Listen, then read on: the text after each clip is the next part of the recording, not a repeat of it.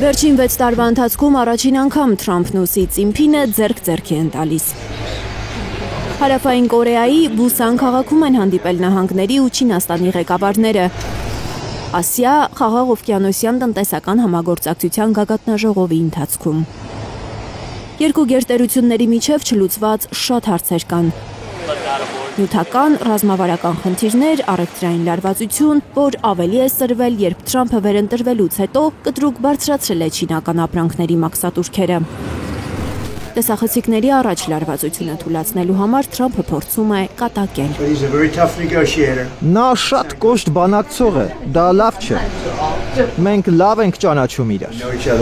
Թրամփ-Ցինփին հանդիպումը տևել է 40 րոպե, ավելի երկար, քան նախատեսված է եղել օրակարգով։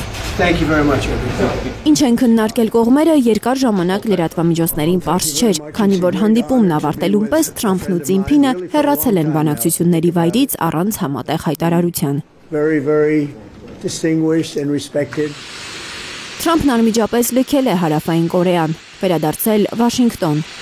Կարծես Հարավային Կորեա մեկնելու նպատակը միայն Չինաստանի նախագահի հետ շփվելն էր։ Ավելի ուշ կողմերը մի քանի բառով պատմել են հանդիպման բովանդակությունը։ Չինաստանի նախագահը հայտարարել է, որ ինքն ու Թրամփը համաձայնության են եկել հիմնական հարցերի շուրջ։ Չինաստանի զարգացումը չի հակասում Ամերիկան կրկին հզոր դարձնելու Թրամփի տեսլականին, հայտարարել է Չինաստանի առաջնորդը։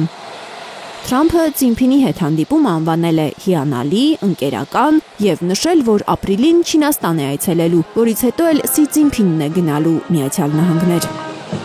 Թրամփ-Ցինփին հանդիպման ժամանակ կարծես ավելի շատ ուկրաինական հակամարտությունն է քննարկվել, քան չին-ամերիկյան հարաբերությունները։ Թրամփը նորից հույս է հայտնել, որ Ցինփինն իրեն կօգնի համոզել Պուտինին դադարեցնել ռուս-ուկրաինական պատերազմը, բայց կարծես չի համարձակվել Ցինփինին ռուսական գազից հրաժարվելու առաջարկ անել։ Ինչպես արել է դա Ճապոնիայի վարչապետի հետ հանդիպման ժամանակ։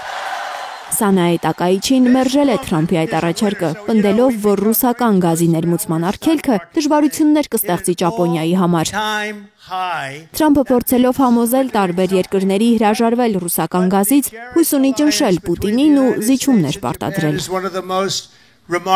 Լիլիթ Գասպարյան, Անի Ղանդիլյան, Հայլուր։